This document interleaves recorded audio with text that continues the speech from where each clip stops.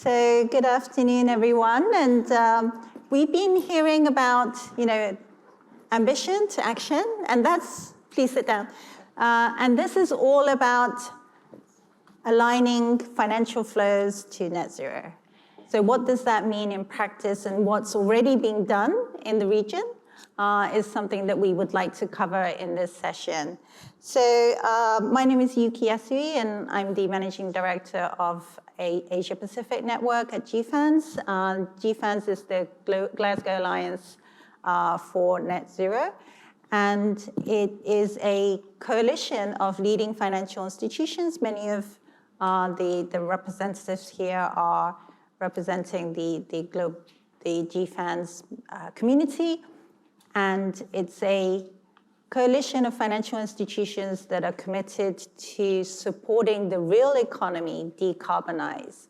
So, everything is about alignment, and I think earlier we've looked at what is green finance, what is transition finance, and just to give you a bit of an introduction of what GFANZ APEC is doing and what we're doing globally on this is the importance of net zero transition planning. So getting all your financial flows aligned to net zero requires strategy and planning. And so once you have a target, like an interim target for 2030 and an ultimate goal of net zero by a specific date, like 2050, you need to then set an action plan to say, how am I going to change my business model, my offerings, my products and services? How am I going to engage with my clients and investee companies? How am I going to grow the capacity within the employees to deliver these things? What is my governance going to look like to make sure that it is accountable? And how would I be reporting my progress back to the stakeholders? So the net zero transition planning is a framework that GFANZ has produced last COP. And right now, the global team has put out a global consultation on refining some of the categorization of what constitutes transition finance or supporting the transition to transition of the real economy. So in there are 4 types of financial flows. One is financing the climate solutions, and the other one is financing those companies that are already aligned to 1.5 degrees. So those are like, in the taxonomies, it would fall under the green finance. The third one is where I think in the taxonomies, this is where it says transition finance, which is supporting the companies that are trying to align to a 1.5 degree pathway. And the last one, which is quite unique to GFANZ, is managed phase out. So managed phase out is looking at the existing stock of high-emitting assets in the real economy, like coal-fired power plants in APEC, and we have a lot of those. And how do we make sure that that is retired early as possible and that it doesn't overshoot the carbon budget? So those are like our 4 financing strategies. And in APEC, we have come up with some guidelines or guidances on what is a credible managed phase out of coal-fired power plants in Asia. So we'll be putting out a final report. We did a consultation over the summer, and we'll be putting out a final report for COP. And in Japan, we launched the Japan chapter back in June, and they've been looking at what does it mean to finance a transition of hard-to-abate and high-emitting sectors. That's a really tricky question, especially for Asia, and in particular for Japan, which has a lot of, some of the companies are thinking of using transitional fuels and transitional activities. And if they are using those, does it have a space within those 4, buckets of GFANZ determined as decarbonization? So the Japan chapter is working together to say what are the kind of guardrails to to ensure the credibility if companies are thinking of using these transitional fuels and transitional activities, what are the things that financiers should look at in their net zero transition plan? And it goes back again to the net zero transition plan. The plans are so important both for real economy companies as well as the financial institutions themselves. So really, we know that we've done a survey many times, and we see that not many financial institutions have done transition plans, but a lot of financial institutions do have components of transition plans. And at GFANZ APEC, we've got a report that has 13 case studies put together on the different components of a net zero transition plan. So if you're interested in understanding what does it look like in practice in APEC, and what does a net zero transition plan look like, please do have a look at that case study report on our GFANZ website. So with that, let me start to introduce our speakers and start the conversation. We have a really rich panel of experts, and I'm really happy honored to be moderating this session. So let me just start with John. So John Wang is the Vice President and Senior Analyst at Moody's Investor Service. And to just maybe follow on the theme of like context setting, what are the core themes that you see around the transition of APEC? Sure. Thanks very much to Yuki for the questions, and thanks very much for HKGFA to having us here. I'm based in Singapore. As mentioned to my colleagues in HKGFA that I should come here more often. This is a very good crowd and a very rich content. I learned a lot. Right. So basically, go back to your questions. I'm representing the credit rating agency at Moody's. So we look at ESG things naturally from credit rating angles, right? So the first we have always incorporated ESG into the credit rating assessment. It's an integrated part of our rating process. So, a couple of years back, we heard a lot of feedbacks from the investors globally, right? So especially for those European guys asking, hey, we want more transparency, right? So the transparency is the first thing a lot of investors are looking for when they come to ESG, how ESG affect the credit ratings. That's the question a lot of investors ask. So we have decided to come up with, by ourselves, to cover all of the rated universe with ESG scoring system on the 1 to 5 scales. We measure the exposures from the credit perspective. Also, we also tell how does these ESG factors eventually affect the credit ratings. That's very much well received by the investment communities. That's the first part. We now cover over 99% of our rated universe globally. Just share some interesting stats. So we have one of the elements, one of the key elements under the environmental factor, which is carbon transition risk exposures. We find that in APEC, 25% of rated entities with very material carbon transition risk is one of the highest among different regions. That's by June this year, right? So, and also, when we look into China and Hong Kong, it's around, we also have like 23% of those entities are rated entities with high exposures. Globally, when we look at the impacts on credits, we see around 25% as well of companies. ESG factors have a very material impacts on the credit ratings we assign. What does it mean? That when you see 1 score, which means positive impact, and 4 and 5 very highly negative impacts, you will see the credit ratings we assign already affected, downward adjusted or upward notches adjusted because of ESG factors. So among these 23% globally, we should see the ESG factors has material impacts. Around 2 to 3% are positive impacts. So the rest are negative impacts. So from our perspective, carbon transition is definitely a risk factor, right? So that's one element. So we incorporate ESG into the credit rating assessment process.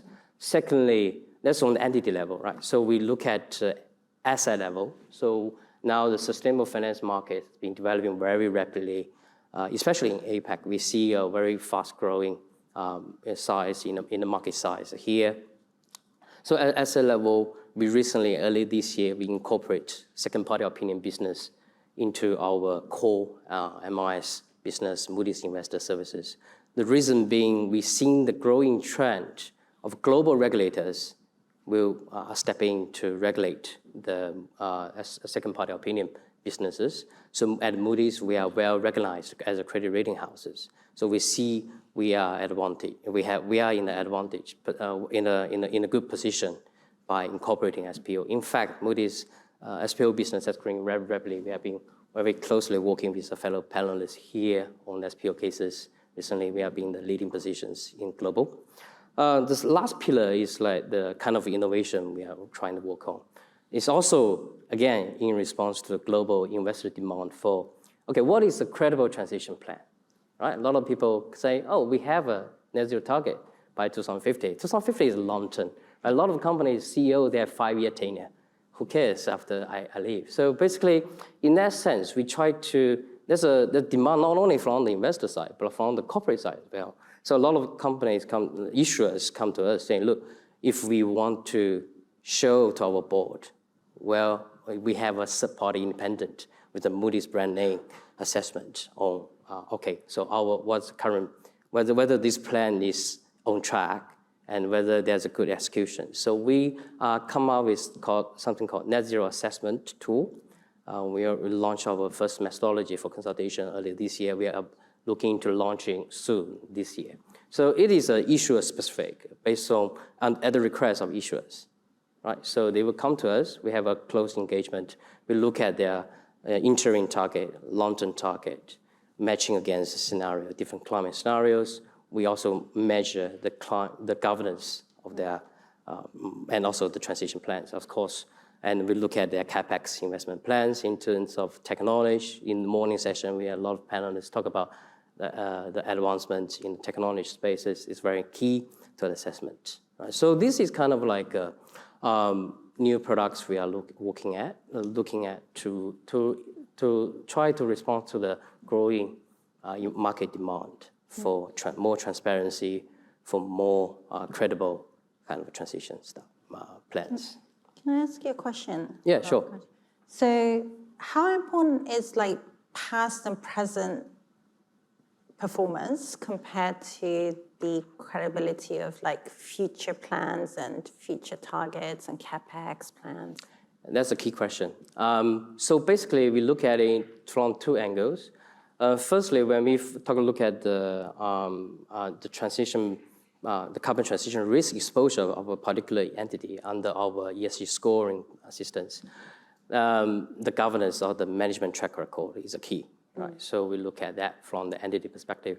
Then from the net zero assessment perspective, we look at the board executions. We look at the board governance structures. We look at committees, the sustainability committees structures.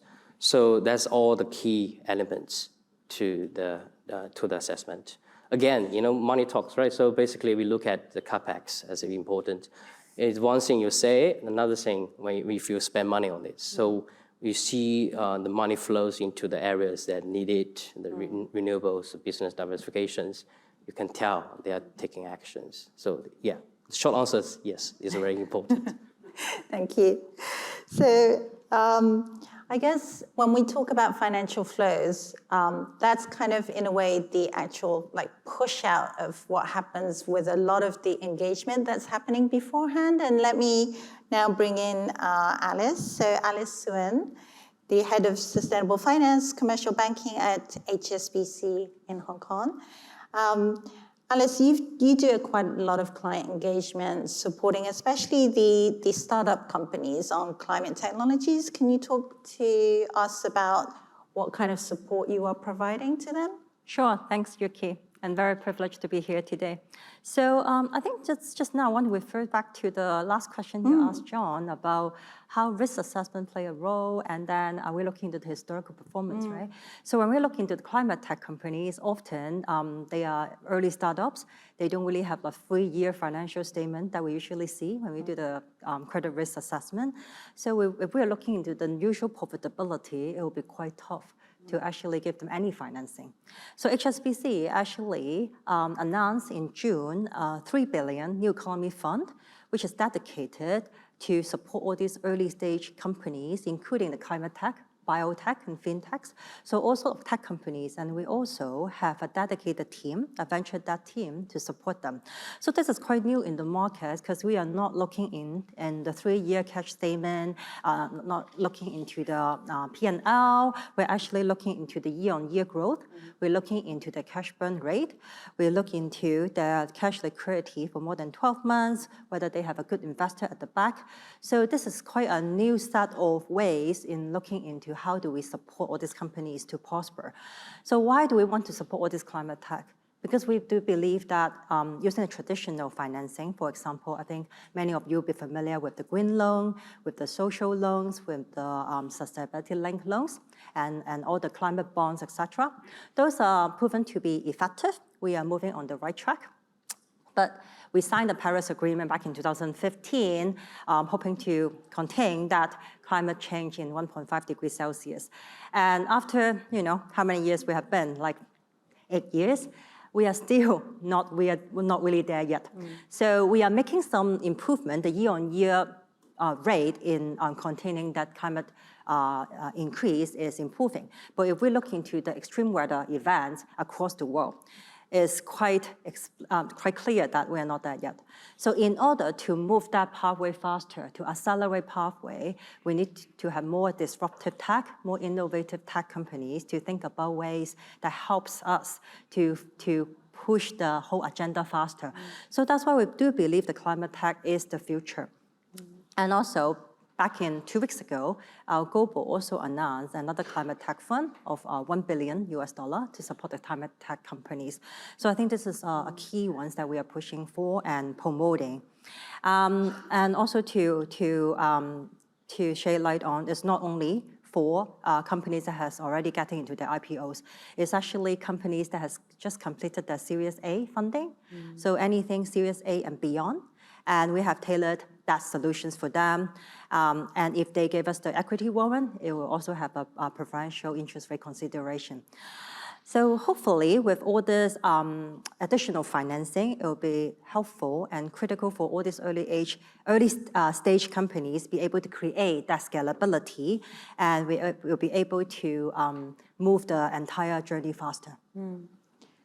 Yeah, you are really betting on the future. Yeah, with these companies, aren't you? Yeah, great. Now, let me then move on to supporting existing large corporations, and I'll introduce Olivier Ménard, Head of Green and Sustainable Hub, Asia Pacific at Natixis, Corporate and Investment Banking. So you work with a lot of large companies helping their transition, and lots of hard-to-abate sectors are in your portfolio as well. Can you talk about any of the actual deals and transactions that you have been doing? Yes, thank you, and thank you for Hong Kong GFA to organize this event. Great to be able to discuss transition, net zero. We've been discussing that for many years, and it's very good to continue to have that discussion with all of you.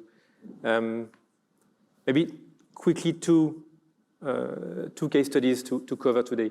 One in relation to the discussion of the previous panel. One gentleman mentioned the use of sustainable aviation fuel. It's so important for all of us living in cities where you need an airline to exit the city. We've been doing a deal for an aviation client, Air France, recently. It's kind of an iconic transaction. It took us quite a long time to structure that deal, almost a year. When you think about it, you need the company to be mature enough on its trajectory, for then have the capacity to put that trajectory with some intermediary targets into the funding strategy of its corporate finance team. So you need to have around the table finance, ESR, investor relation, the bank, an SPO. So it's a lot of work. We've been obviously taking a KPI, which is the elephant in the room in the aviation sector, the carbon intensity of the company. And we've been using SBTI. So most of you may know SBTI, which is accompanying corporates in best designing their targets and their trajectories to be best aligned with Paris Agreement. So together with SBTI, we made sure the trajectory of Air France was aligned with SBTI.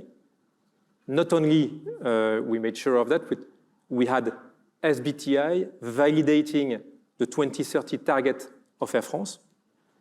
And on the back of that 2030 target from Air France, we've been designing a 2025 target, which levers behind are sustainable aviation fuel, because that's today, there are two ways today for aviation to reduce their emissions. One is to put less fossil fuel intensive fuel into their aircraft. And second is to use aircrafts which are more efficient. We have to wait 2035, 2040 to have a better option. So those are the two levers which will help any airline, including Air France, to decarbonize from 2023 till 2030, hoping they can reach their target. If they don't reach the target, then they will be penalized under their sustainability-linked bond. So this is an example. Another one, more on the loan side. We are extremely active as a bank in financing the digital assets, namely data centers. As you know, data centers are as well extremely energy intensive.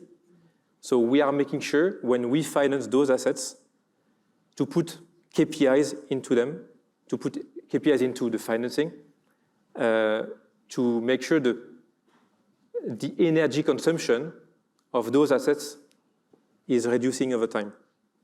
This is a priority for us. This is a priority for those data centers operators. And that's also a priority for the clients of those data centers, namely the Google and Microsoft of the world. Okay, thank you. And before we go to Winnie, let me just quickly go back to John, because we're keeping on the theme of products and services that financial institutions deliver on supporting decarbonization of real economy. For Moody's, what kind of analytical products and solutions do you offer in real economy decarbonization, and who are your target audience?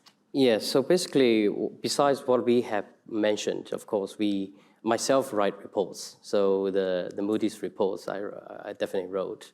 Many of my colleagues here attending the events also are credit analysts. Them own the ESG scores we assigned.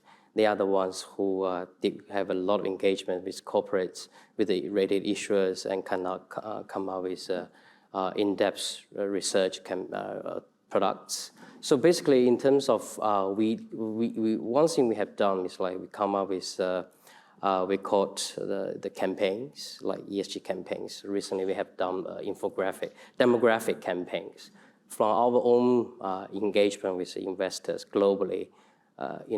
Besides climate change, what we ask is what else are material to investors. A bit surprise to us is that across all the continent, everybody the most important risk was demographic change. So the aging populations is a very key emerging risk that will affect a lot of things. Like you can think about like workforce shortage, the increase in labor costs, and of course, even the global interest rate. So we look at that in response to the company, in response to the investor demand, we come up with this kind of research products. Yeah, other than that, we have our Moody's Analytics, our sister companies providing data solutions to corporate to help them. For example, the temperature, helping to understand what's the temperature alignment, right? So scenarios, and also we are recently launching a new products related to how about those unrated companies? We mentioned the Moody's credit rating side. We do the rated universe scorings. Then how about the unrated universe? There's a much bigger demand from the banks and from the financial institutions on the unrated universe. So we have come up, of course, referring to our existing methodologies, we come up with the predict scores for unrated universe. Based on that, clients can have the portfolio level view of what are the major their credit relevant ESG risk exposures.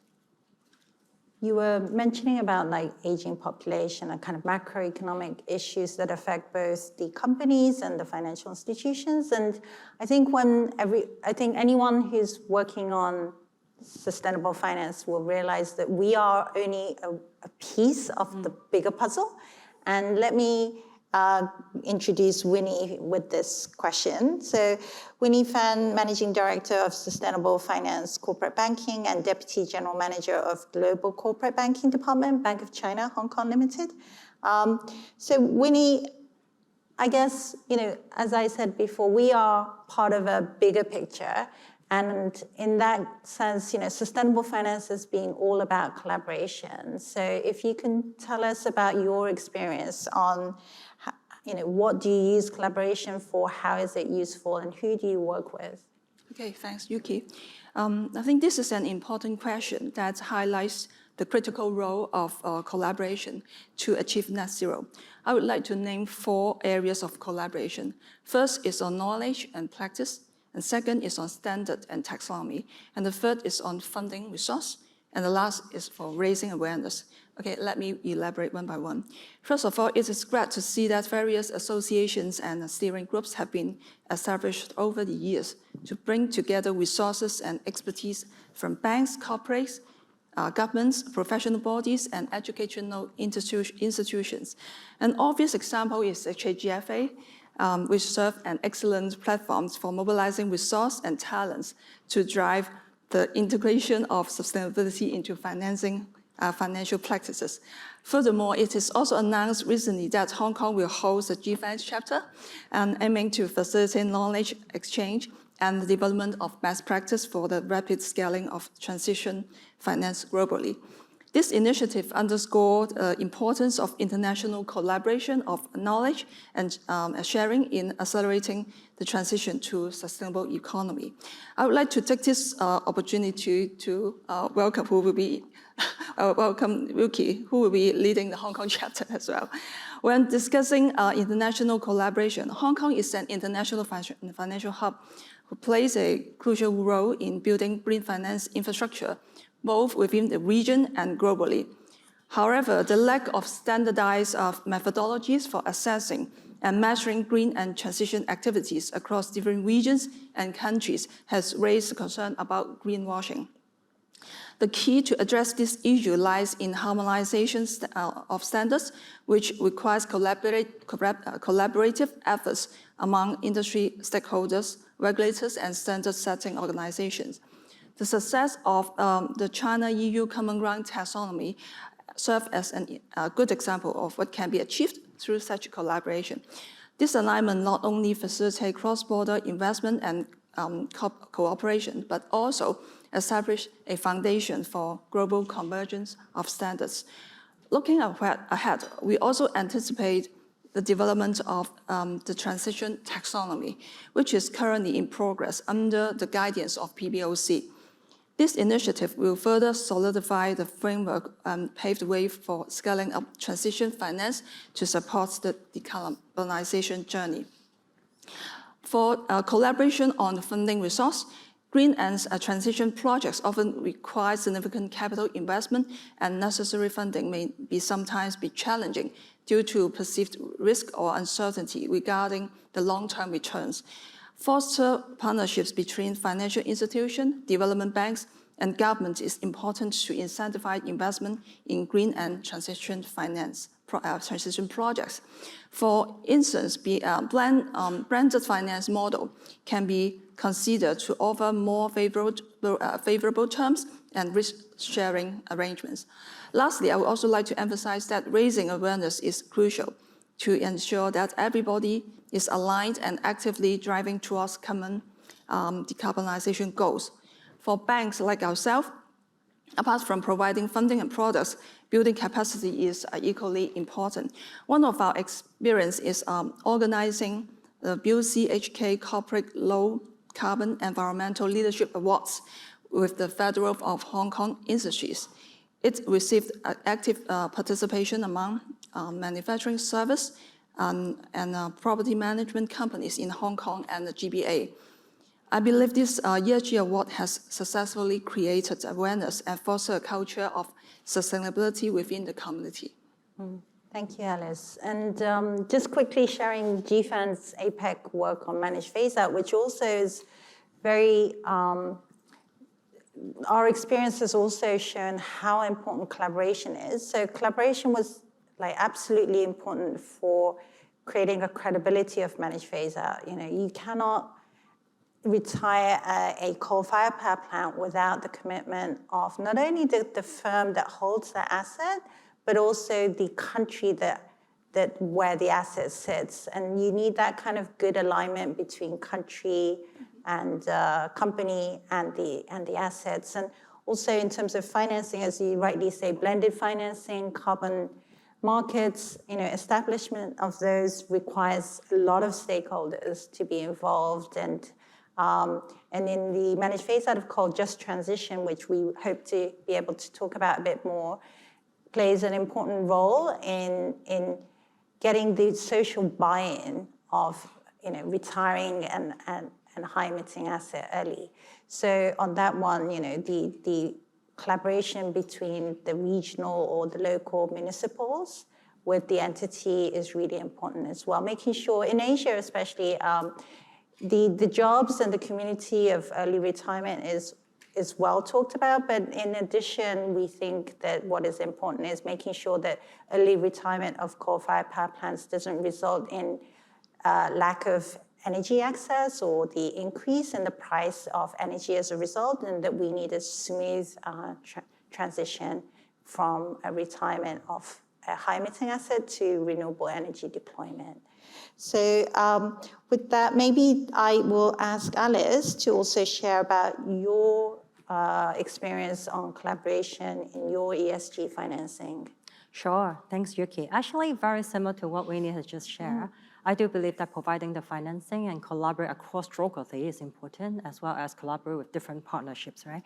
So to give an example about how we collaborate across geography. So in HSBC, we have a GBA Sustainability Fund. It was launched in May 2022 with $5 billion US. And in June, actually, we have already kind of like used up the whole fund. So we have upsized the fund in August to $9 billion US.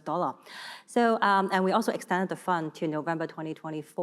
And this fund, under the fund, will have, preferential interest rate for the customers in terms of we give them a better return hurdle assessment. And then we also give them the branding, the marketing, and also we plant a tree. So this fund is an example of how we collaborate across the Greater Bay Area. So this is a fund for Hong Kong, mainland China, and also Macau companies. And also on the point of collaborate across different partners and vendors, on that training awareness point that Winnie has mentioned, I totally agree. Because in order to move this on a scalability consideration, to move the transition a lot faster, we need to bring up the awareness, right? How can we bring up the awareness? In HSBC, we actually partner with experienced ESG speakers. So we have organized ESG Academy since late last year. And so far, we have already organized 5 sessions And the 6 sessions actually happening this Friday. And on different sessions, it's a free workshop, free webinar, and we have also arranged physical sessions before. So all sorts of clients, not only our own clients, but prospects can sign up. And we'll also share different ESG topics to increase that awareness and also that knowledge with our community. So on the October 6th one, a little bit of promotion here. We're going to talk about ESG disclosure for SMEs. So SMEs definitely is a big part of Hong Kong's community, right? Accounts for 98% of our economy. So in order to move that scalability, we need to support our SME to transition faster. So another example that I would like to share, we partner with an innovative tech company called DigitNext, and that's on ESG reporting. Often we heard about the voice of a customer saying that this is so complex, this is so expensive. ESG often being said as, I heard about Mark Black, the CEO of DigitNext, actually referring ESG to earnings, survival, and growth, which is not wrong in a sense of this context. In our current environment, many of our customers are actually surviving after post-COVID situation. So in order to educate them and bring them to this pathway, we need to give them easy solution. So this partnership with DigitNext actually give them a very simple tool for them to get on the reporting journey. And we also get a 50% discount with DigitNext as well. Another example, we've also partnered with Envision Digital, which is a data collection and carbon monitoring companies, and we'll be able to support the client using IoT sensors to calculate their carbon emission.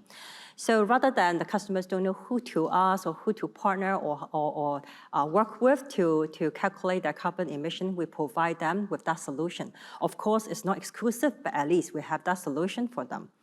And also, we partner with CSAP, Environmental Consulting Group. It's on a GBA to develop GBA index index report. We started in December last year, and we are approaching the 4th edition in October. So we cover different sectors across GBA to talk about the ESG performance and progress.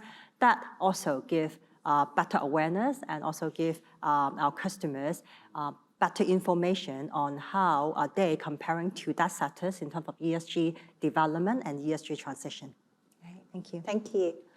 And so Alice and Winnie had touched upon capacity building for the financial institutions themselves. And let me kind of extend that, talking about the need for tracking your own progress as a financial institution in your action towards supporting the decarbonization of the real economy. And then I bring Olivier here to talk about, as a financial institution, what internal processes have you been putting in place to track your own progress and trajectory? Okay. First, what are we emitting as a bank? Scope 1, very limited. Scope 2, very limited. What we finance is actually our emissions, so what we call the financed emission. That topic has been handled by Natixis for many years now. We started to think about it in 2015, 2016. And we have designed a tool which is called the green weighting factor, which is our internal process that we use in order to for each of the financing we provide to our clients, we are assessing the climate impact of each and every of those financing. That's the way to measure the impact of your financed emission. And what we do is that an originator, when he goes to credit committee, will have to present 2 sets of return of equity. The conventional one, return on equity, 20%, and the one which will be adjusted to what we call the green weighting factor, which is a color code from dark brown to dark green. And depending on the climate impact of the given financing, the return on equity adjusted will be either lower or higher, which allows the senior management during credit committee at least to be informed. And that was the purpose initially of the green weighting factor, which has been in place, and it's in every IT system of the bank and credit system. We've moved one step further now. The idea is not only to measure, but now it's to steer. So the color mix that we had back in 2019 or 2020 is evolving. But is evolving because we are actually trying to steer it. We have a budget. Each business line has a budget to comply with. The amount of brown commitments, the amount of neutral, and the amount of green commitments. And this is allowing us together, because we are also part of the Net Zero Banking Alliance, so those two tools are combined with a sectorial approach for the NZBA, with a more holistic approach with our green weighting factor. Those tools are collectively allowing us to actually steer business and adjust our mix of clients, taking sometimes difficult decisions with some clients which are not aligned with our own view on transition. So, yeah, long story short, two tools, the green weighting factor, in-house tool, and being part of the Net Zero Banking Alliance, not only we have the 2050 target, which is far away, but we have the 2030 targets, and all the ESG data that we are collecting from the green weighting factor is actually helping us a lot in calculating the absolute emissions or the intensity targets that we owe to the NZBA for 2030, and we are regularly disclosing those sectorial targets. There'll be 4 or 5 more sectorial sectors on which we'll be publishing this year and 4 next year. Can I ask you about the financed emissions? So financed emissions is by how it's calculated by PCAF right now is historical emissions or today's emissions. So if you're supporting like a decarbonization of a hard to abate or high emitting sector, there is a risk that it will, your emissions will not go down, it will, stay up or even go up. How do you deal with that within the Natixis system? It's a very good question, because we obviously, our objective, and I see a number of bankers here, doing green stuff is good, but working on transition is actually intellectually super interesting. So at a given point of time, a given player might be brownish, but we know that given the CapEx plan, given the strategy of the company, this brownish will become greener at some point. So we don't have a static view on our clients. We also need to,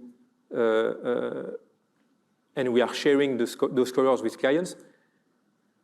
We are also looking at the expected color post-CapEx plan, and we have a number of situations in Asia Pacific, as you can imagine, where today we are carrying brown assets, knowing that those brown assets will become greener, neutral or greener at some point. Yeah, I think this is the discussion that I think is happening not just in Asia now, but globally. And just to share that at GFANZ, the consultation paper that was put out by our global team not only looks at refining the definitions of those 4 buckets of what constitutes financing for aligning towards net zero, but also how do you measure forward-looking KPIs that help you to understand where you are going.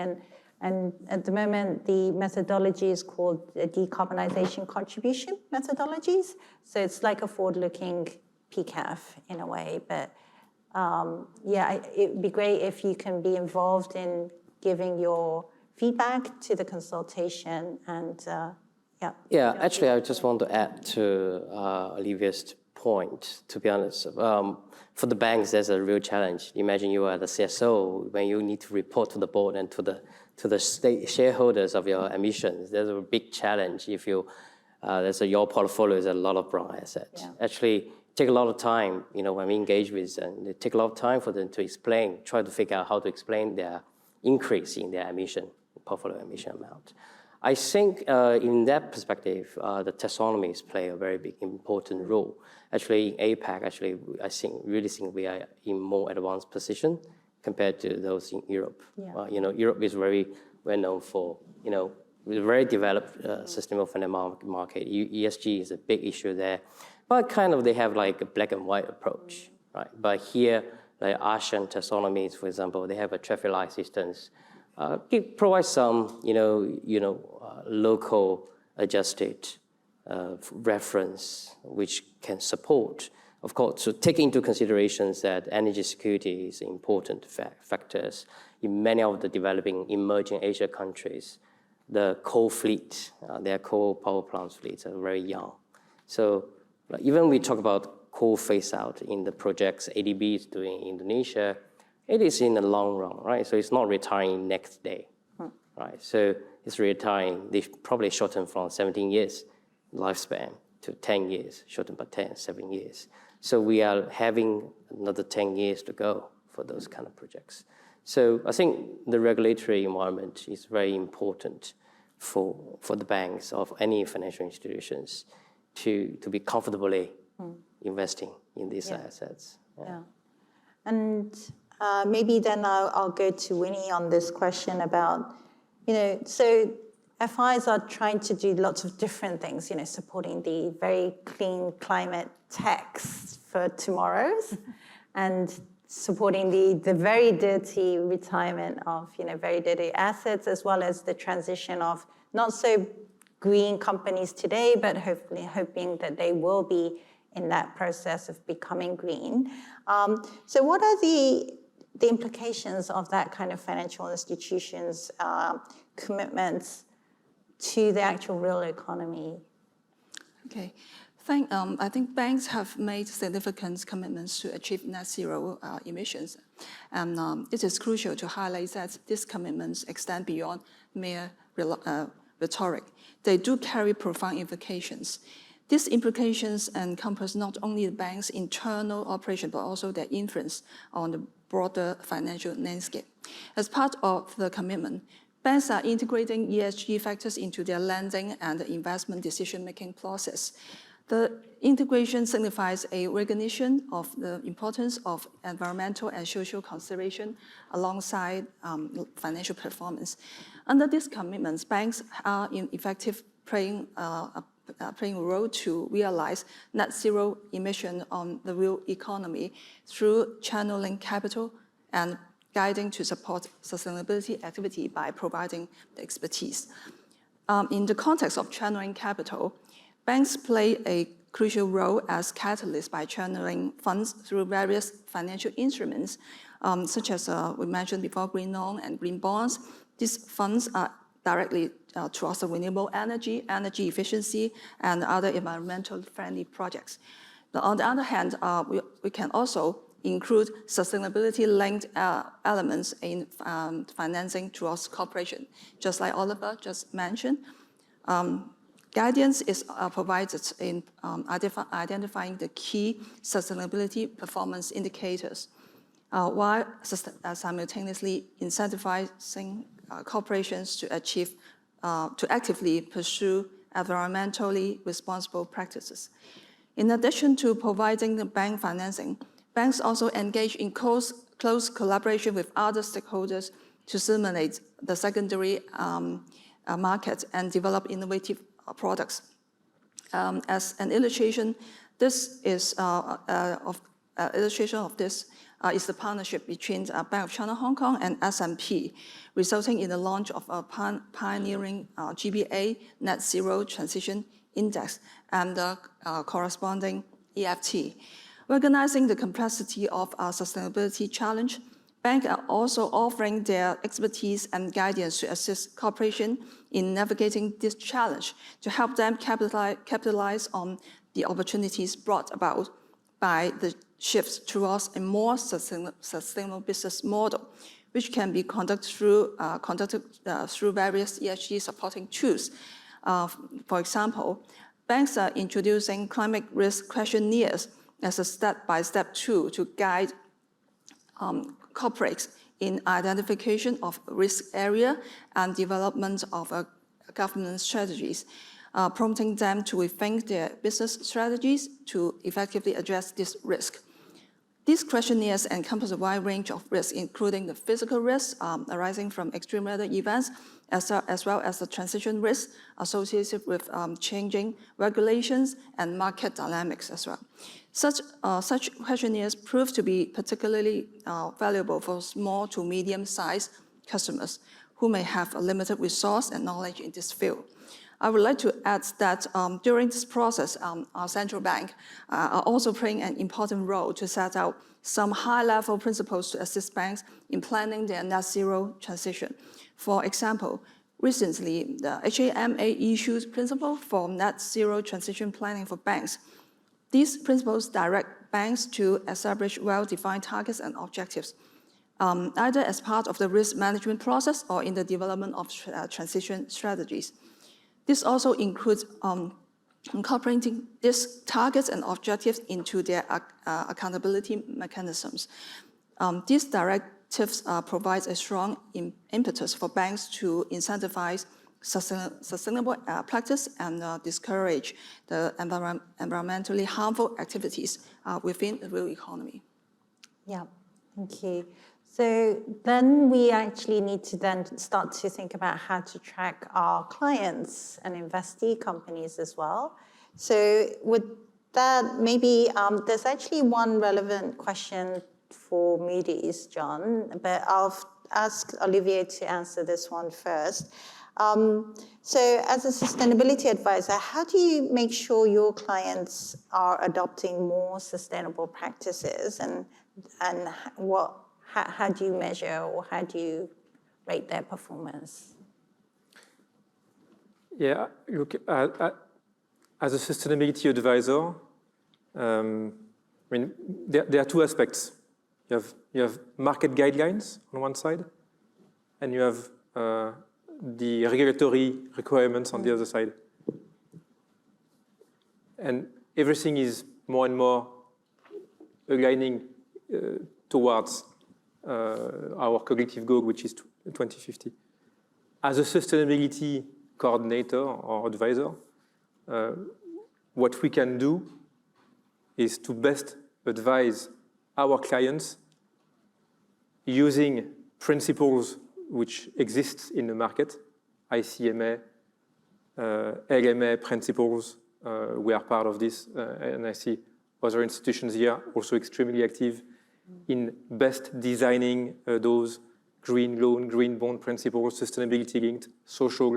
There are a number of working groups active on this, making sure we improve year after year those guidelines, making sure all advisors in the market are best using those guidelines into the structuring efforts we are doing. It's crucial for all of us to make sure that, and sorry to repeat myself, but because it's not always the case, we need those principles to be used, and we need to all align with those principles when we are discussing with clients. The client is saying no, then maybe we should just stop the structuring and saying, you are not ready for this. Yeah. Do a conventional transaction. Yeah. Once you'll be ready, then we are very happy to label the transaction green, social, or sustainability linked. That's the first answer, more on the market side. But realistically speaking, you also need to take into account all the regulatory aspects. I mean, and I won't mention all the acronyms that we are all navigating into in sustainable finance, but you take banks, you take investors, you take corporates, financial sponsors. We are all getting pressurized by our respective regulators, and it's super positive. And this is actually what is driving as well the market. I mean, the market itself cannot do the work. I mean, we clearly need regulators in each of the different countries, in each of the different regions, to align themselves and to guide all the economic actors. Taxonomies are also extremely important. So all this ecosystem, which actually we are observing and sometimes actors of this ecosystem, which is under construction, which we will make sure that those trajectories of our clients are being aligned with Paris Agreement. Yeah, thank you. And having a good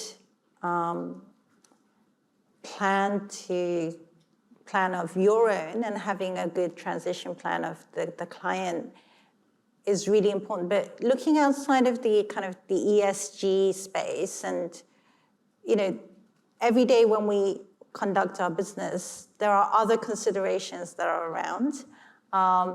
And we need to make sure that the net zero transition plans are consistent with the higher level business strategies and the plans that the institution and the companies have.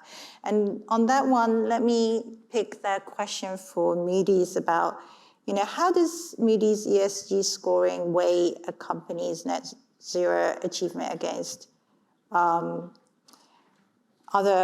ESG metrics? Or I think it's more about other ESG metrics. But let me also ask about other non-ESG performance in there as well. Yeah. Sure. So basically, I can see the question here. So basically, this question talk about deep into our methodologies and models. So we do not have a weighted average calculation model for our scorings. It's as you can see, it's a combination of qualitative and quantitative assessment. Right, so when we measure the exposures, for example, we have 6 categories under environmental. It's carbon transition risk, together with natural capital risk, waste and pollutions, physical climate risk. All these are the subcategories. So when we look at if a company or issuer could be sovereign and could be a corporate, they have very significant exposures to carbon transition risk. Remember, it's 4 or 5.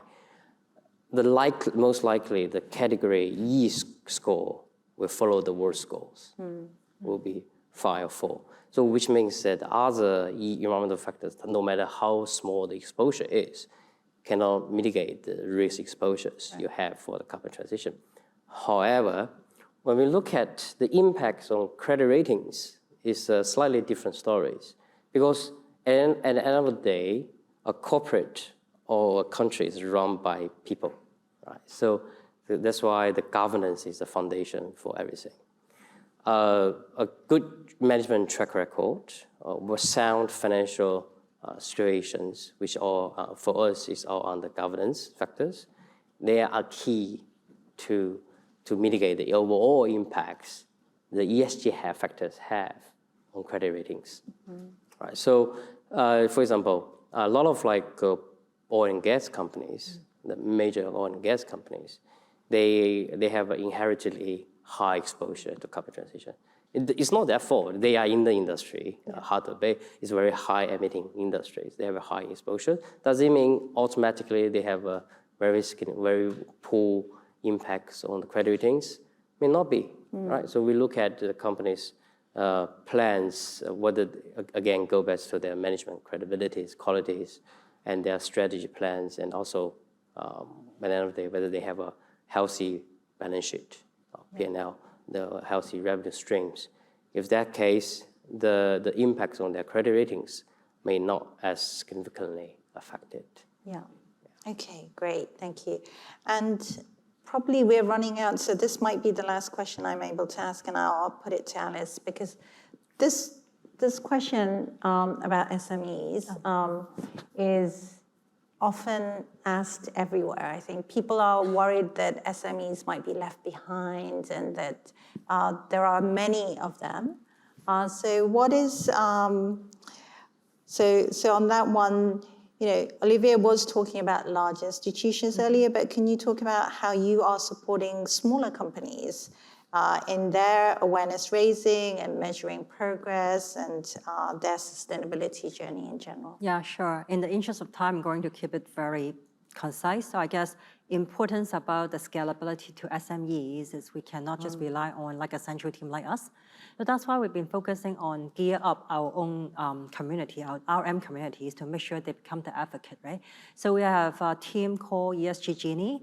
So they are the advocacy inside all the district, the business banking districts, and they'll be covering the client in a mass scale. And also we have recently launched Sustainability Tracker, which is a free and very easy to use tool helping the SME companies to start assessing their carbon emission. It's not really building in a carbon emission engine inside the tracker, but at least it will fill in a very simple questionnaire of probably 10 questions, if I remember correctly, take them 10 minutes, and then they start on getting a sense of, oh, this is ESG, and what sort of things I start to look at. I need to look at my utility bill. I need to think about changing my car to an EV car, or thinking about other ways to reduce their carbon emission. So we have recently launched this, and in just a very short period of time, a number of customers has already filled in the questionnaire, approached us, asked for other suggestions. And also another thing that I would like to kind of like highlight is, Winnie has made a very good point about the climate risk questionnaire. In HSBC, we have also something similar, but we call them transition engagement questionnaire. So it's not only managing the transition risk, the physical risk, but we also to look at in the engagement angle to help the client to transition to an even better journey. So I guess those are the key things that we're supporting the SME community.